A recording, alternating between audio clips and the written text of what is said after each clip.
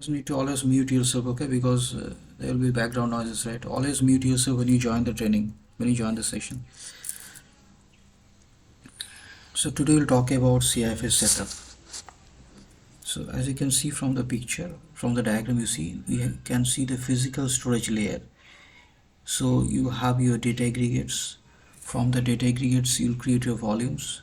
From the volumes, you can create either CFS shares directly, or you can create queue trees, and on top of queue trees you can create CFS shares. If you want to protect with local backup, you can create snapshots for those volumes. And there is one more important thing about NetApp is storage efficiency. In order to use the space efficiently, you can have deduplication and compression enabled. Deduplication means, let's say you are having your volume is having A block and B block, and then when the application team is writing, they're writing again A block. So what NetApp will do, what Waffle, the write anywhere file layout file system will do, it will actually not create, it will not actually store the same data, it will not use the same space. What it will do, it will create a 4 KB pointer, and the pointer will point the data, the old block data. So it will save some space, which is known as deduplication.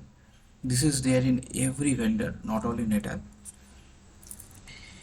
In CIFS, the main important thing about CIFS is vServer and the CIFS server.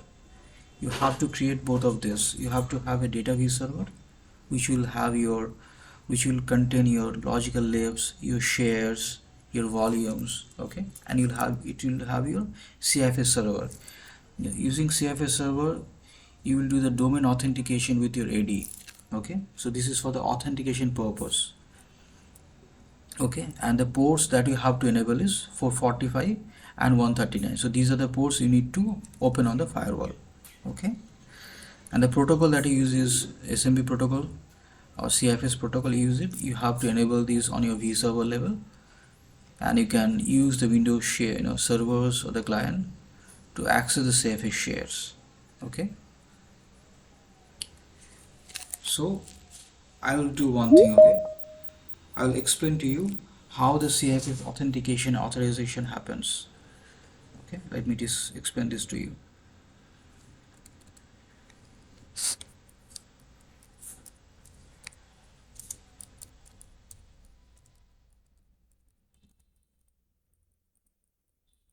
Authentication,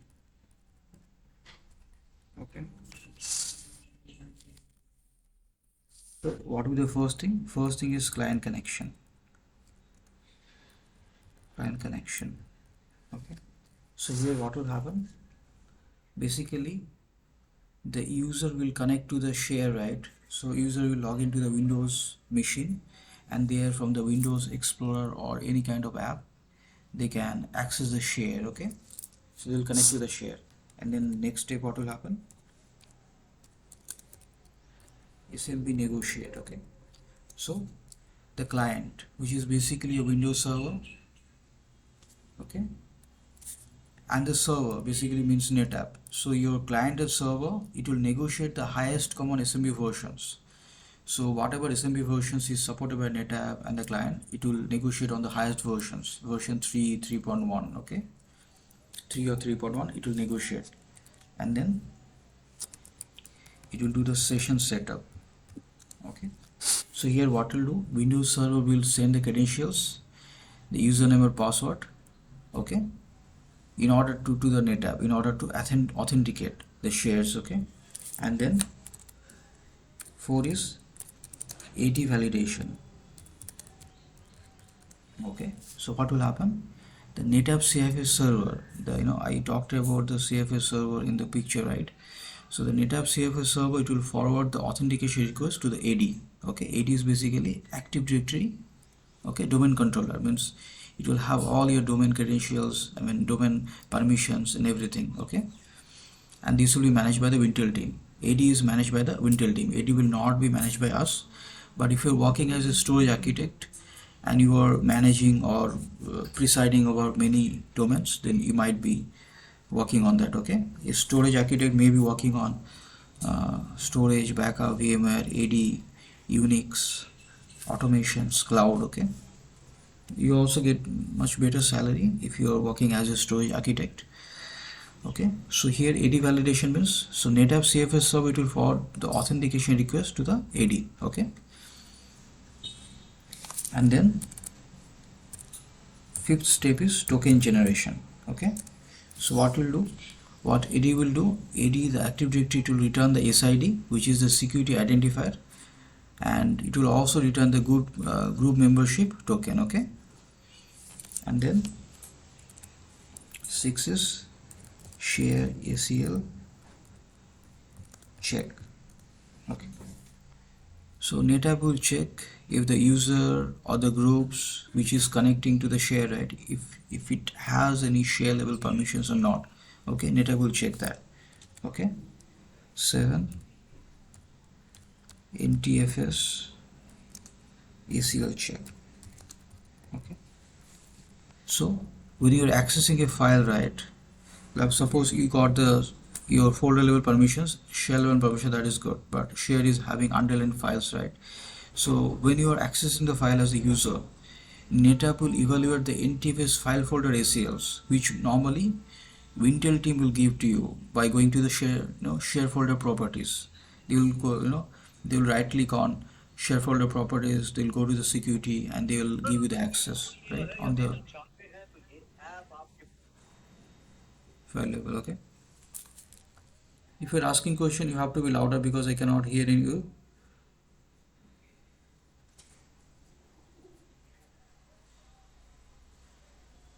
I don't think he's asking questions.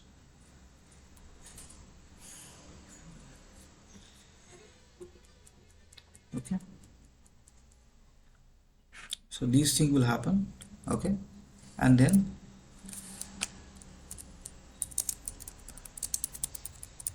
access decision. Okay, so whatever permissions is there, right, share ACL or interface ACL, depending on that, the access will be given to your shares. Okay, and then ninth step is file operations. Okay, so the user, depending on what permissions he has, he can read, write, modify, delete based on the permissions. Okay,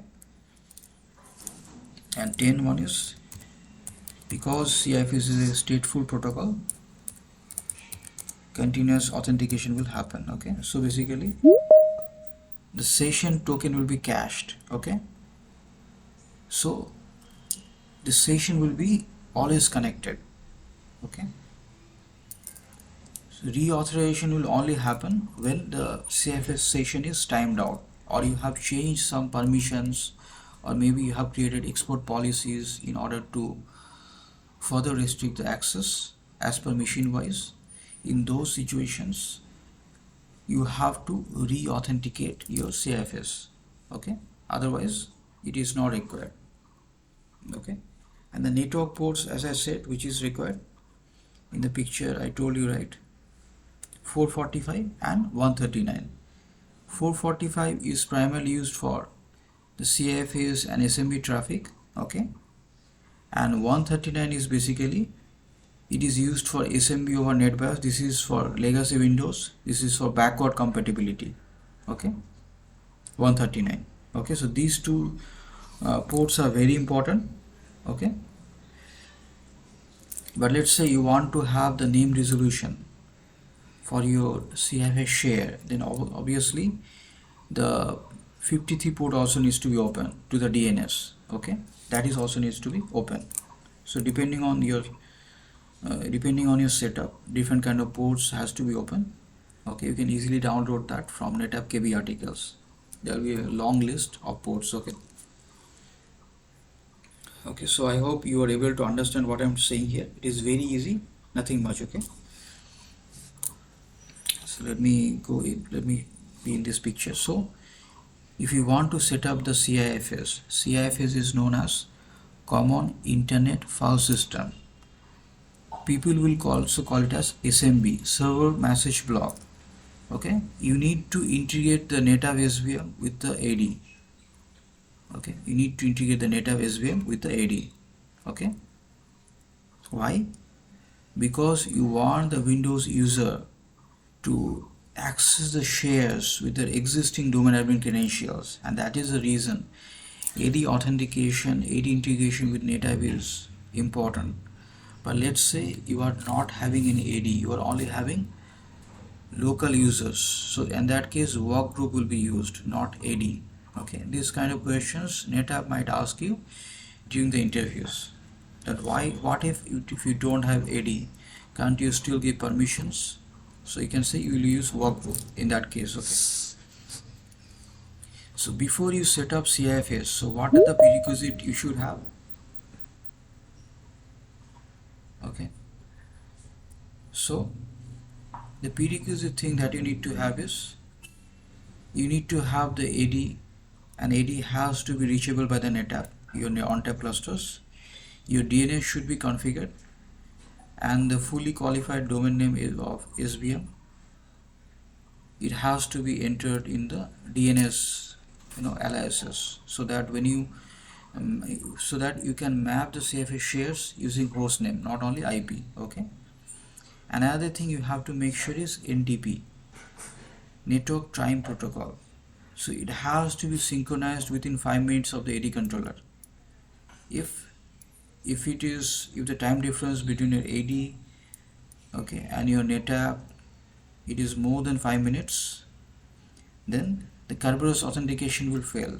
Okay, you need to understand that. Okay. So let me go and do everything. Okay, we'll do one by one. And my request to every one of you is, please try to join by 8:05, because if you join late, you are joining at the middle of the session, right? You might not understand if you're new to NetApp. Okay, if you're not new to NetApp, still also discipline is important. Suppose you want to learn something new, right? Discipline is always important. It's just a 1 hour session, 1 and 1 hour session. Okay, you can join timely. So let me just disconnect this. You can also say exit. Okay, let me go here, log into the cluster 1. Yesterday we ran into one issue relating to ONTAP cluster upgrade. Okay, so what happened? The license for the ONTAP Slayer cluster was expired, so it has to renew before you can do this, right? It should be as part of the pre-checks, but anyway, people miss that. So anyway, it does not matter, things happen. We can anyway plan for next week. So one thing you need to understand, whether the DNS is there or not. vServer services, DNS, show. It's there. Okay, it is configured. Otherwise I would have to create it. I'd have to use this command, man vServer services name service DNS create. Okay, and then go to shift G. This is the command I would have been used. Okay, but this is already there, so I don't have to do it. Okay, and this is a one-time configuration. It's not like when you're creating shares you have to do it every time. Obviously not. It is the initial configuration of your ONTAP. Okay, and these questions they will not ask you during the L2 interviews. Okay, and there are a lot of jobs in NetApp, we can see. And if you know storage, backup, VMware, cloud, and automations, that will help you to get better salary. That will help you to negotiate on a better package. Okay, but I will ask you to try for Cognizant, because Cognizant will easily give you 20-25 lakhs. Okay, and the questions will be very easy.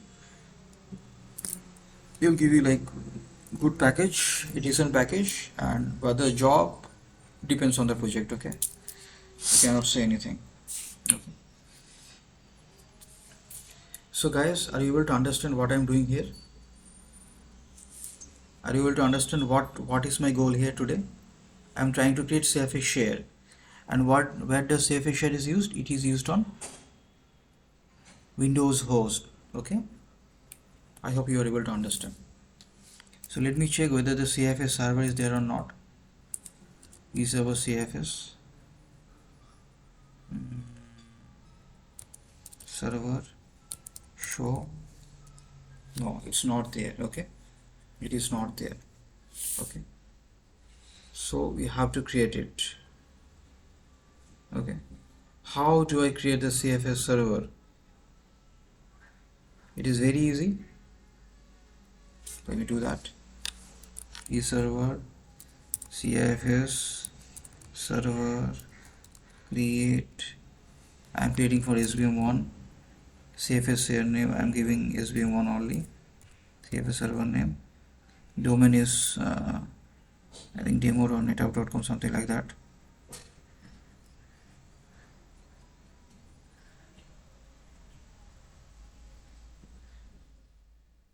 Okay, and what else? OU or no? This I need to check. Okay,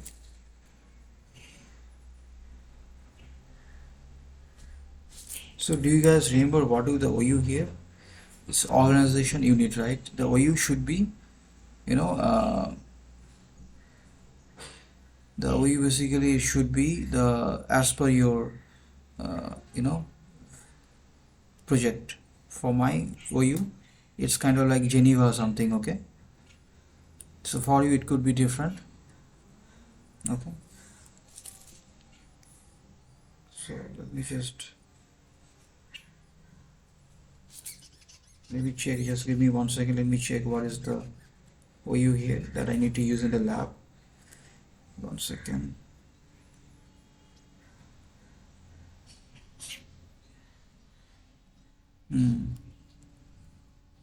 Okay, here they're not using any OU, but in my situations I did use OU. Okay, organization unit, everything, no problem. So they didn't set up, they didn't use anything. Cannot find a suitable DNS server. Check your vServer's DNS configuration. Okay.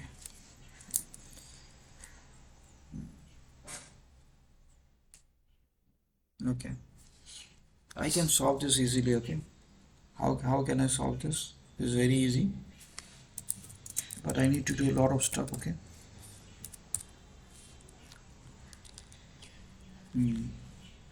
So let me delete everything. Okay. So net int modify vServer is SBM1 status admin down. Okay, I need to do the same thing for the other leaf. Leaf underscore 2. What is happening? Why it's not coming? Okay, data is SVM 3. Okay.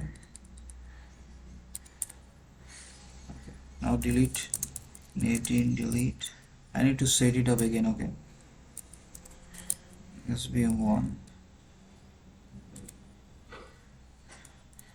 To set it up again. SVM3. Okay. VLAN show. VLAN delete. Okay.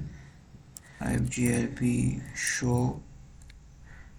IFGRP delete.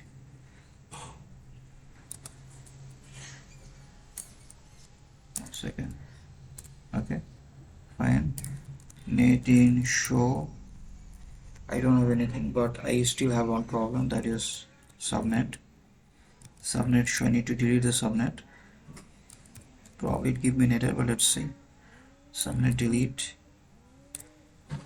It's deleted. Subnet show. It's there. Okay. Do you know why I deleted subnet? Any idea? Because I created the subnet on some other broadcast domain, right? So this lab environment, it won't allow me to do this. Okay, the thing that I did just to show you the thing now that you have to do in your real environment, it will not allow me to go through it. So I have to do like the way they ask you to do. Okay, otherwise the setup won't work. That's how the simulator is designed here. Okay, it is kind of like guided. You cannot do what you want to do, but I can still show you Okay, so demo broadcast domain I will use as default. Okay, subnet I will use as demo. Okay, subnet okay, so I'll use this one, 24, and then I will use the IP space. IP space obviously it will be default, and gateway I will use this one obviously, and then IP ranges. Obviously this is the IP ranges that I'll use. Okay,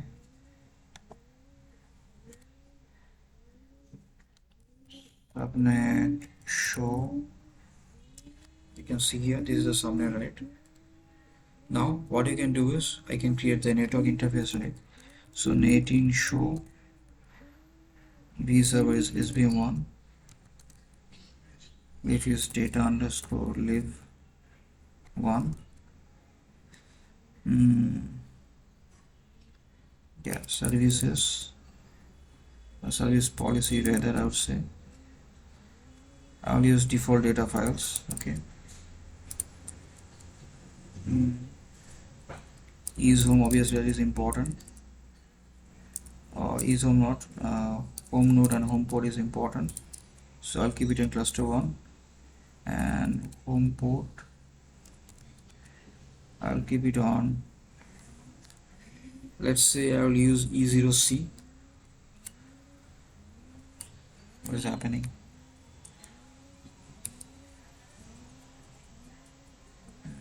Yeah, obviously I need to use subnet, which is demo. There are no entries. Why?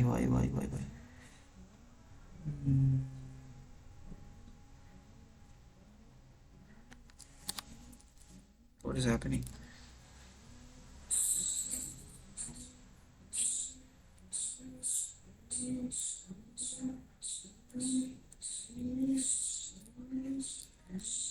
Role I can give data, that's fine. Role it should automatically take.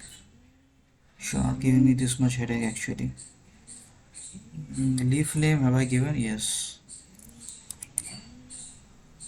Net-in. What I'm doing? You guys should have told me, right? Net-int create.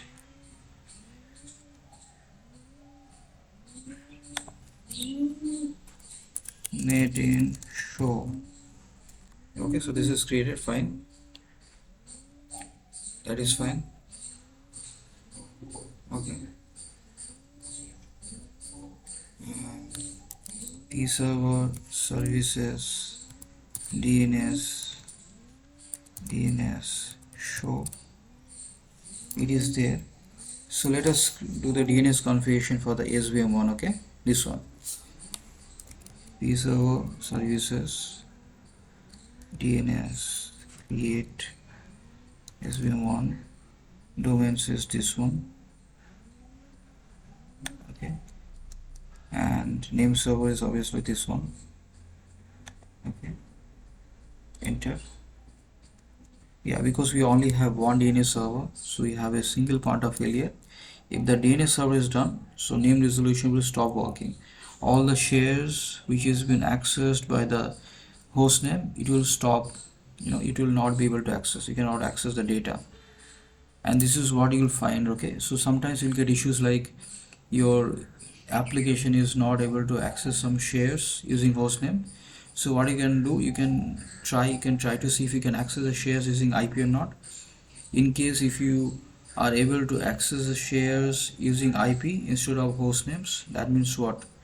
That means somebody did some changes on the DNS server. Maybe the AD team did some changes during the weekends, and by mistake they removed the DNS entries for your SVM. So what you need to do, you need to ask your host team or the application team to use the shares using the IP for the time being, and once the DNS entry is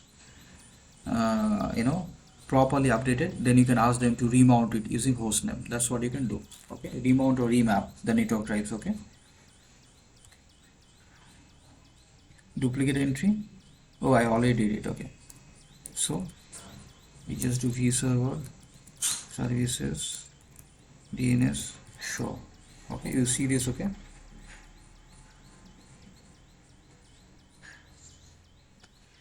now go to history. I have this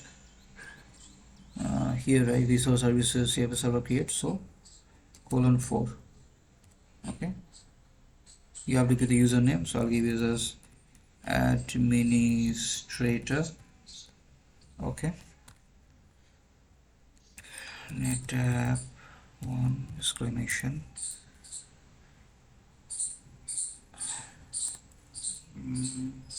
There's some issue. No, it's okay, it happened. Okay, okay, it's fine. There, it's saying that it's giving warning that in info, not warning info, that SMB1 is disabled. Anyway, you should not be using SMB1. It's not I would say trustable, or authentication is good. Okay, so what I did, I created the CIFS server. Okay, now what I need to do, I need to check whether I have the space on aggregate. Not obviously I have the space. Now I need to create a volume. Okay, let me create a volume, and the volume should be having junction path. I should be creating junction path along with the volume or later words. Okay, so volume name, let's say give CIFS underscore vol. Okay, aggregate, let's say you're giving this. Sorry, why am I doing this? Okay, size, let's say 5 GB. I don't want to give more. Okay, state online, fine. Policy default, fine. And what else I can give? Language, everything. So I'll show you one more thing here. Okay, you can use the auto, you can have a auto size mode as grow or shrink. Okay, grow means, let's say there's a situation, you have some critical volumes, you as an admin want, whenever the volume gets more than 80% full, it should grow on its own so that the utilization becomes less than 80%. So if you want to implement that scenario, that use case, then you have to enable the auto size mode. So here I'm giving the auto size mode as grow. Okay, and not permissions. 1 second, let me minimize this a bit. Okay, now security style, I'll give it as NTFS because I'm using this for CFS share. Just give me 1 second.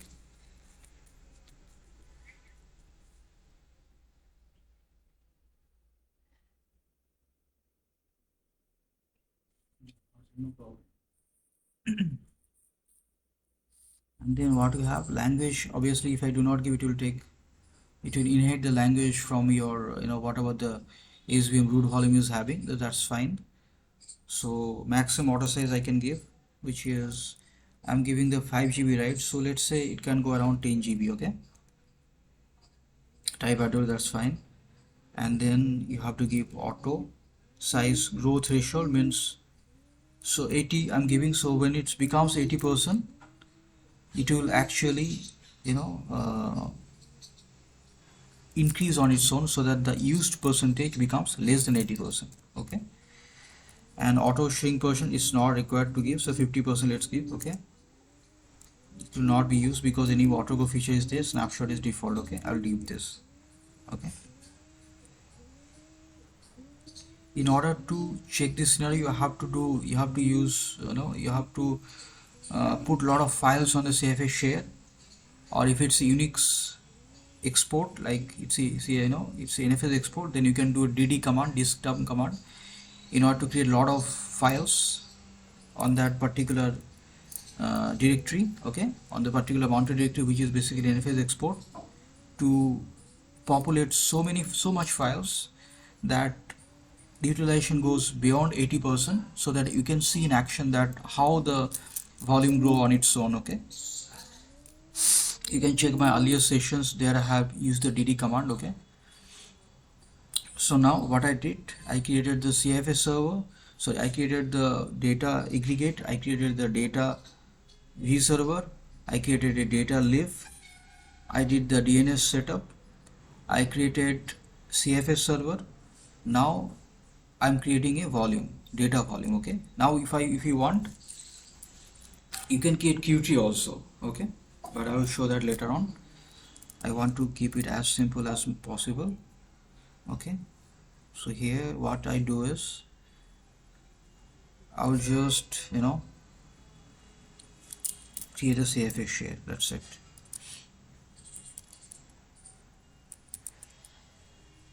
But one thing I did not do is I forgot to do is I did not give the junction path, right? So that's I have to give. Okay, wall show, wall mount, SBM1, yes, volume name is CIFS volume, junction path is slash CIFS volume. Okay, when you used 7 mode, right, the 7 mode path was quite different, so it used to come like slash vol slash volume name, right? But the C mode is very easy. Okay, that's fine. You can, if you want, you can create export policy and rules for the CFX shares in order to restrict the shares on machine wise. Per machine wise means it will only work on particular machines for which it has access on it. It has entry on it on the export policy rules. Creating export policy and export policy rules for CFA shares are optional. You may not see it in your environment, but it is possible. And in some situations, they do require this. Okay. So I created this. Now let me create the CFA share. CFS share. So guys, are you able to understand what I'm doing here? Is it, is it understandable to you?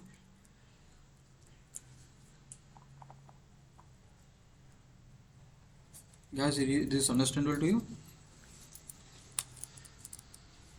It is easy, right? It is very easy, right? Because you have to do a lot of many things. Okay, it's not only shares. There are a lot of stuff you need to do. You need to learn. Okay. But in order to be an architect, you should know this better. You should know how to design this. I'll show you that one also in the L3. How to design. Yeah. So anyway, so share name. So share name. What should I give? Let's say I'll give CFS share. CFS underscore share. Something like that. Okay, maybe share one. Share one. Okay, something like this. The path, right? I'll give it as junction path. Okay, that I have here. Okay,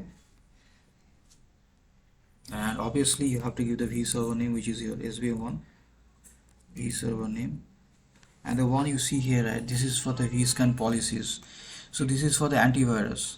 In NetApp, if you want to enable the NetApp's own antivirus, you have to create the vscan policies. Okay, so vscan, they call it as vscan, but normally you don't use vscan because let's say you have end user antivirus on your end user computers or machines, right? And then again you are using NetApp's vscan. Then what will happen? It will do the double scan, right? And when you access the data which is on the CFS shares, your access will become very slow. You'll find the application team or the server team or you who is accessing will find a lot of performance issues, latency issues, right? In order to avoid that, we don't use vscan policies on NetApp. We just use end users antivirus like Avast, McAfee, all those things. Okay, which we can purchase like enterprise license. The project need to purchase. Okay, so enter. So we did create the CFS share, but if you give the CFS share, right, it will give you a lot of entries. Okay, it will show a lot of entries which you have not created. So the admin dollar and the C dollar and IPC dollar, these shares are basically default shares. We don't create those shares. This will be created whenever you enable the CIFS protocol on or allow the CIFS protocol on SMB, right? SMB1, your V server. Okay, SVM, I'm talking about SVM. Okay, it will be created automatically. You're not going to, we should not be using this. We should not be using the default shares. We should be using only the user shares. Okay, here. And let's say you want to give some permissions. See, you can give permissions. Okay, you can configure the permission which is called as ACL, access control list. And when I was discussing about the authentication mechanism, authentication and authorization mechanism of CIFS, I was telling that that CFS security has two layers, share level and file level, right? Initially, users must have the access to share level, then only they can access the underlying files. Okay, you can also provide this access from NetApp, but if somebody is asking us, you should always say that we do not provide. If you say that you provide, then you'll get a lot of access, lot of requests. You should have a work-life balance. You should not be doing something that other team can do, right? You let other teams handle that. Okay, so view server. But I was part of one project Amex, okay, in Cognizant. So there we used to give it. I know it's, although like it depends, project to project vary, okay. And there we I was working on workflow automation for the automation. It was integrated with the Occam tool for the automation with Ansible. I was doing that. So there I learned about the storage automation. It was almost 6 to 7 years ago. Okay, and before that, when I did automations for the VMAX series, I only used shell scripting. I did not use Ansible. Back in 2013-14, I did not use Ansible. I only used shell scripting. But I prefer to use Ansible or Python. And even Terraform is better. But because Terraform's license is costly, so many people, many projects might adopt Polomi. They might start using Polomi. Okay, Polomi is another tool, another human readable language. So anyway, so what I was trying to do, yeah, I was trying to do ACL, right? Share, access control. Okay, you can do this. Okay, so let me just show you, because we're not going to create access control here because we already have it. By default it will be everyone full control only. Okay, but I just wanted to show you. Okay, you can see here, create an access control list. Okay, and if you go to create, click on to Shift G, then you will see this, right? How to create the ACL. So you can see, you can give the share name, user or group name, which will be domain admin. Okay, domain user group name, which is like this, and then type Windows or this. You can do this. Okay, and this is something else. You want Unix user and Unix group to access the CFS share, right? Then you do this. So there's a concept for multi-protocol access, which is called as name mapping. Okay, please do check my playlist, it is there that I have discussed name mapping. So where Unix user can access CFS shares, and NTFS user means a Windows user can access NFS exports. Okay, that is, few of my students are using it, especially in Mindtree. Mahesh, I think he was talking about, he's using it. I'm not using in my project, but I used to use in my last company. Okay, so not everything you'll use in your project, but you should know as much as possible in order to clear the interview. And if you learn logically, because administration is very easy, NetApp, Hitachi, PowerMax, Pure, these are very easy. I'm also, very soon I'll get CPH storage. Once I get this, so I'll start giving some training on that. Okay, but I have to spend some 1 year on that in order to learn that fully. Okay, CPH storage, which is basically Linux based. Okay, so here you are actually giving the permissions, so you need to do this access control create. Okay, you're giving these permissions. Okay, and if you want to give, this is basically what, this is share level permissions. But if you want to give file level permissions, then what you need to do, you can directly go to the Windows machine.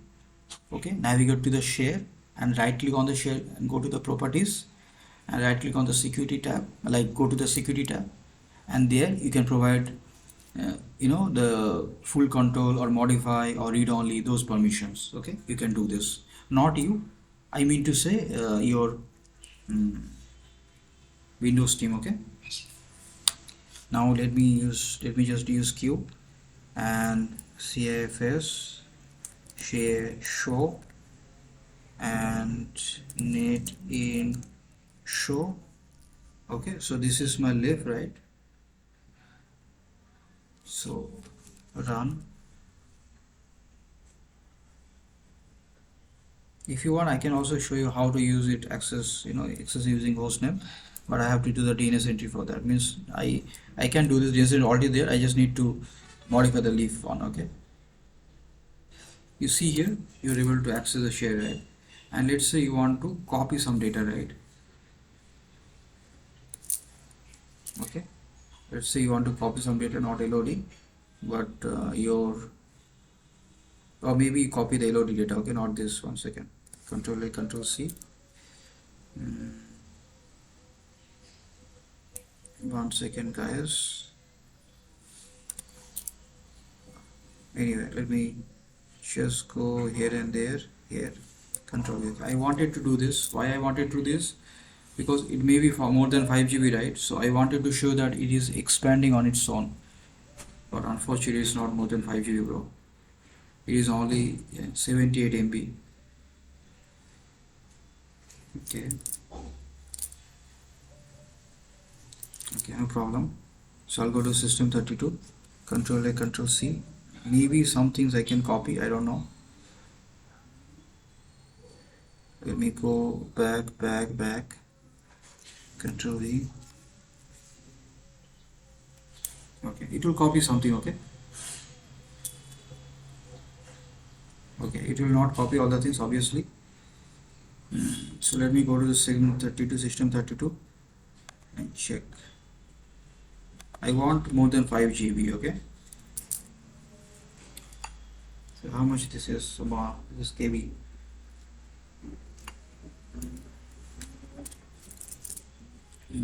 So now I wanted to see something which is bigger.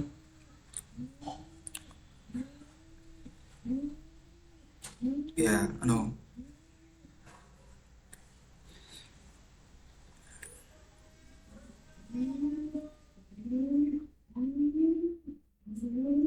Yeah, like this. So I think the above ones are like size, right? What is the size, do you think, here? MB or GB? 127 MB only.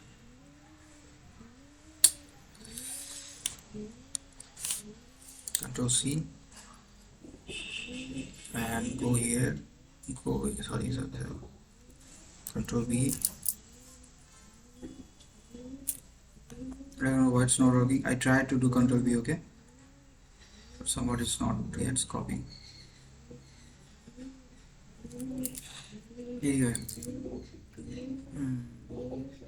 it don't happen. I know I cannot show. So if you just go wall show, right, you see this, it's getting getting used, right, available. So 27% is used, right? That's right. Good. Okay. So if you want to check the active sessions of CIFS shares, right, so what you can do, vserver CIFS session show. Okay, I don't know why I'm not seeing this. I should be seeing some active sessions. Okay, session is active, obviously. vserver CIFS connection show. I don't know what's showing as empty. It's very strange, actually. It should show me something that's connected. Okay, if you want to verify the AD domain connectivity rights, then you can use this command, vserver CIFS domain discover servers show. Okay, so these are the things that is discovered. Okay, normally you don't have to do the preferred DC configuration, but many people does. But here this is, you can see, right, this one is available, it's showing. Okay, type LDAP is okay, LDAP authentication. This one is unavailable. This is okay, this one.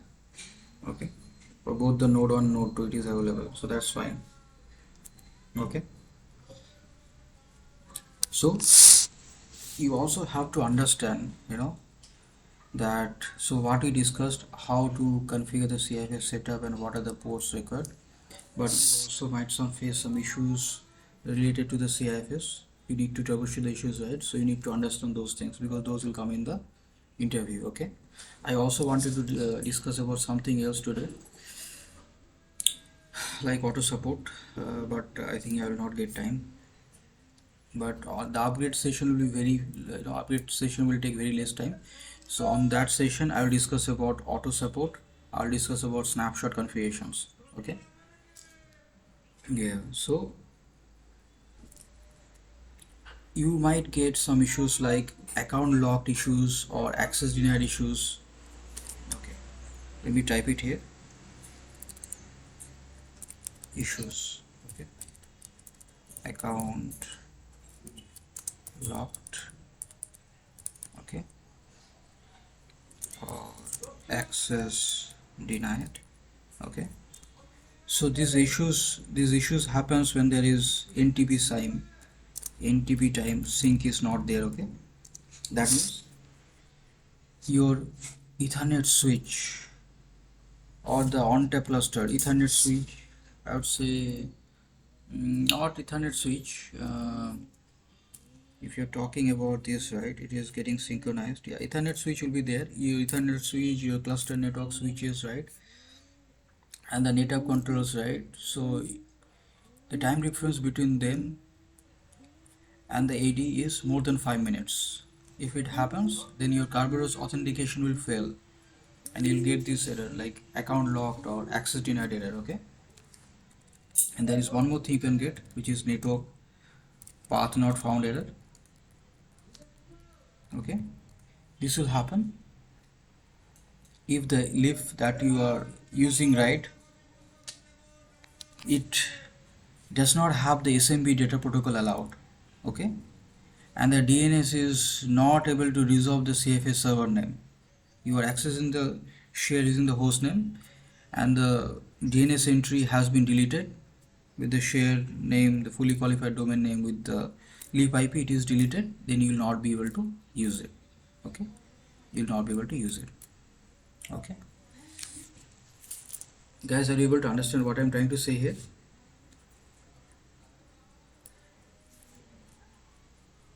Are you able to understand, guys?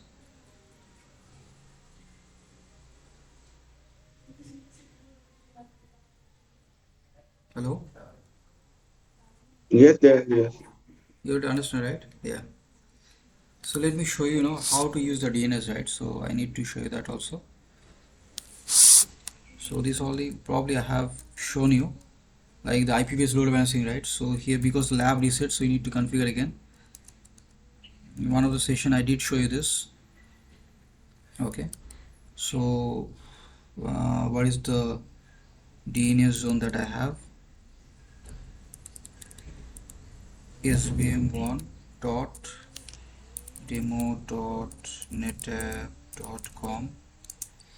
Okay, that's fine. Okay, now you can just go here and just do this. Okay, slash slash sbm1 slash. You can see here you're able to use the host name also here, right? Instead of using the IP, you can also use the host name. Okay,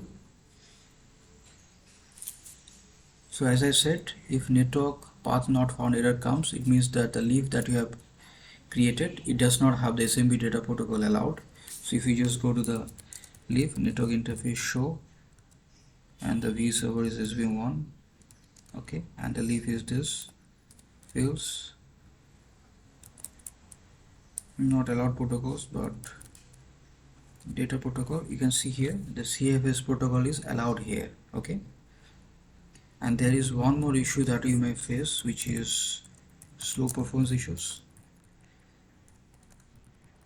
Okay, so if you have SMB signing or SMB encryption enabled, then it will basically add an extra overhead to the controller CPU, and due to this you might face slow performance issues. And there are other reasons. Let's say you have created a leaf on a port. Okay, on a port, and you are using that for your CFA share access, and you are using the same port to create an intercluster leaf which is used for SnapMeter applications. So when you initiate the SnapMeter applications, when you initialize, which is called as baseline transfer in snap meter terms. So when you do this, full copy will happen. So it will take up bandwidth to do the full copy, right? And due to which your CFA shares will become slower, okay? And this is the reason NetApp always recommends users to have separate port for data leak and for intercluster leak, okay? I have seen these issues in my own project and for one of my students who works in Qatar, okay? Qatar or Kuwait, I think Kuwait. He works in Kuwait, okay? Yeah, so this is good. I always wanted to, want to go to the Middle East countries but I think the only place I went is Japan, and that's also for very short time. Okay, if I was in TCS, I would have gotten a lot of answers, but I left TCS too early. Okay, but nowadays the answers is not there because of the restructure and Ratan Tata. He was a good person, very good person, but after he left, so I think TCS is yeah, TCS is not a company where everybody wants to join. Okay, let's say that. Okay, so when you want to troubleshoot the issues in CIFS, right? So it will always the failure would always pinpoint to few areas like networking, AD authentication, or permissions. Okay, so you need to know. So first you have to understand whether the user can see the share or not. Okay, so you have to check the connectivity layer. So you have to check, as I said, you have to check whether the leaf that you have, right, whether it's up or not. Okay, it's in up state or not. You need to check this, and also you need to check whether the CFS protocol is allowed or not. Okay, and then other thing you have to check is you have to verify the DNS, the V server, the data V server that we created, right? It should resolve the DC names. Okay, it should resolve its fully qualified domain names. Okay, how do you do this? Let us check this. V server services, name service, DNS check, V server is SVM1. Okay, it's up. Okay, so it's give me response to within 5 milliseconds, sorry, 8 milliseconds, so that is good. It's up, so it's working. Okay, so the SVM is able to resolve its fully qualified domain name, so it's good. Okay, and you also need to check the domain controller reachability. We can basically do the ping testing with that AD. Okay, so what you can do is you already use this command, vserver CIFS domain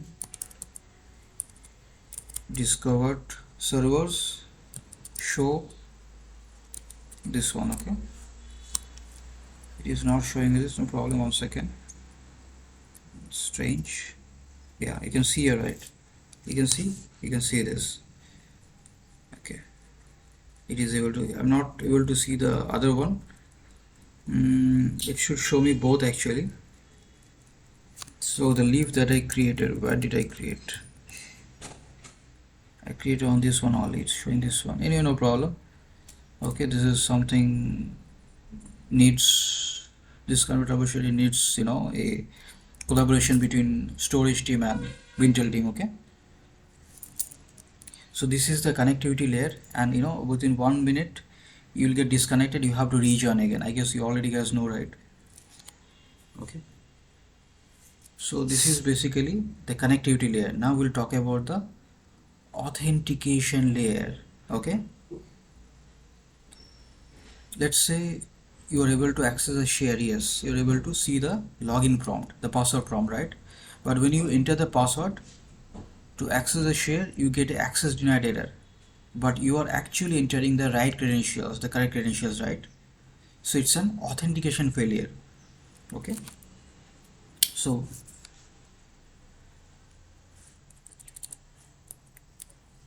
authentication layer. Okay, so if your NetApp and the Active Directory, that the time difference between them is more than 5 minutes, then Kerberos authentication will fail. Okay, you have to compare your Windows domain controller time with your NetApp controller time in order to understand whether there is a difference or not. This is also known as clock skew in technical terms. This is known as clock skew. In interview they might ask this, okay?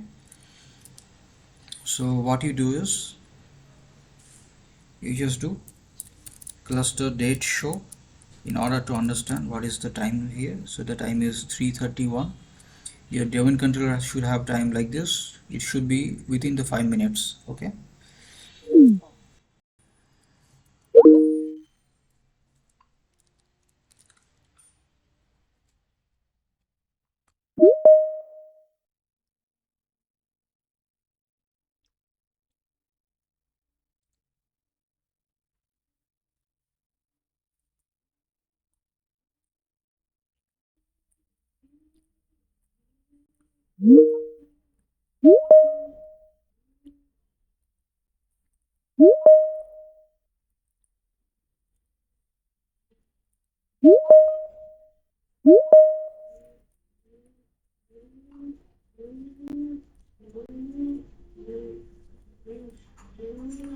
One second.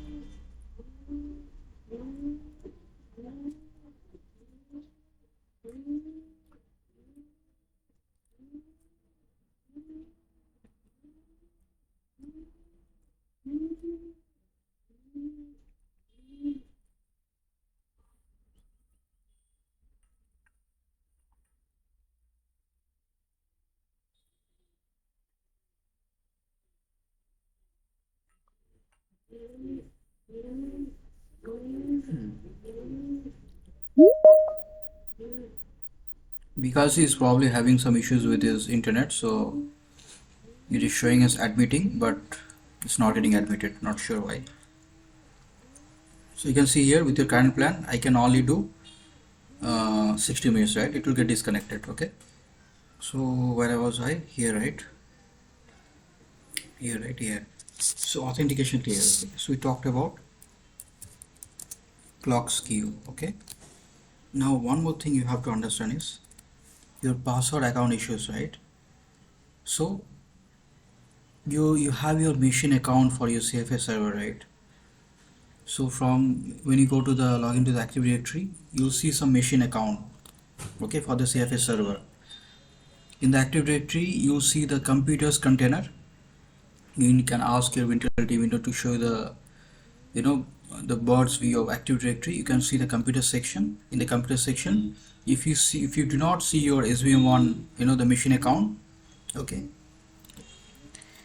then you have to recreate it. Maybe they have disabled it or they have deleted it. So it should be there, okay? The machine account should be there, okay? But this is something, it's not you that you need to do, your AD team has to do, okay? The AD team will know that CFS server is required, okay? They will have this idea, okay? And then we'll talk about the permission layer, okay? So let's say there is a situation that user can connect to the share, but it cannot open folders inside the share or save files. So what would be the issue here? The issue is with ACL, access control list, okay? So first OnTab will check the share level permissions and then it will check the interface permissions. So you need to give the share level permissions and both share level and interface permissions. So when you create a CFS share, you give everyone full control, and from the AD end or the Windows end, they will fine tune the permissions. They will apply NTFS permissions, okay? So let me go here, let me show you this, what I mean.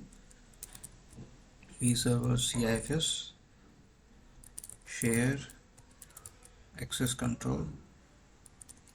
Sure. Okay, you can see here it is showing as full control, right? So this is there, so you have the share level permissions, that is fine, okay? And then you need to provide the user level permissions from the Windows end, okay? And there is one more thing we wanted to talk about, export policy. So usage of export policy for the shares, for the CFS shares, are very rare because it is mostly used for NFS. Let's say you have a default export policy, right, which is very restricted. You have a, let's say, custom export policy which is very restricted, and that export policy is applied for the SVM's root volume, right, then you'll have issues. It will block the CFS if you have not configured it properly. Okay, so you also have to check this. Okay, and there are some advanced debugging tools are available. Okay, you can always do the sanity check to understand, to test the configurations of your CFS server. So let us show you how to do that.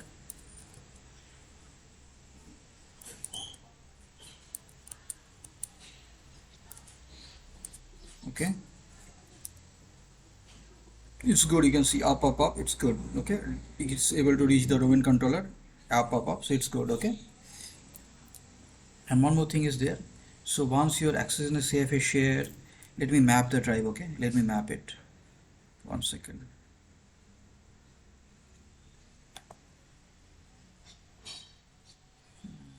Map network drive.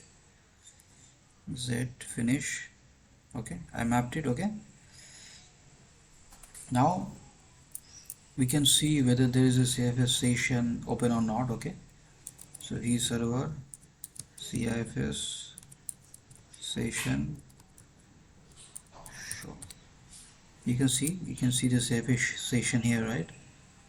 Open files 5, connection count 1. I don't know who is opening these 5 files. I have no idea. Maybe it's system files, maybe some user application, Windows OS is using. I'm not sure.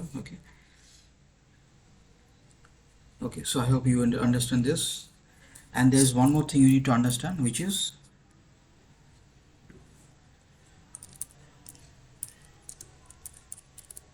secd login. Okay, security daemon login. Okay, so the security daemon, the secd that you can see here, it will handle all the authentication requests. If you're getting any authentication error or access denied issues, then your security daemon will know, they will have idea why the issue is happening. So you can check the log files of your security daemon. Okay, so for that, what you need to do, let me go to the lab. So let me go to the node shell. Okay, node run hyphen node. Okay, let me delete the file, rt file /etc.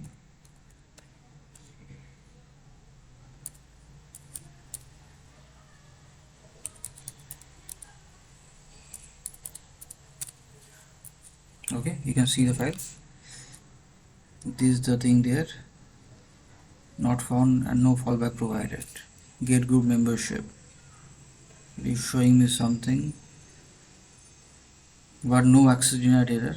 It's just showing me some error on the group membership, which I no fallback provided. So it's showing that it's not, it has some redundancy issues. That's what it's showing, but it's working. Okay, you do not see any issues. So basically, if you see issues like wrong password or time diff, this kind of errors, then you have to check this. If you see like NT status wrong password, okay, like this,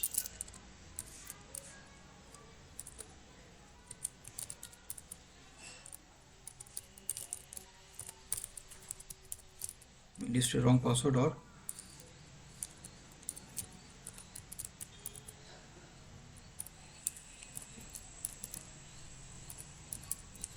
so the first one is basically you have some password issues, ACL issues. Okay, shell level problems.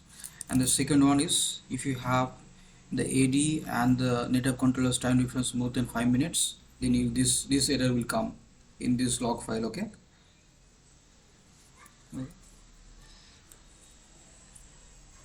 I wanted to show Qt Coda, but I will show you some other time. Okay, so guys, do you have any questions before we wrap up for today? Any questions, brothers and sisters?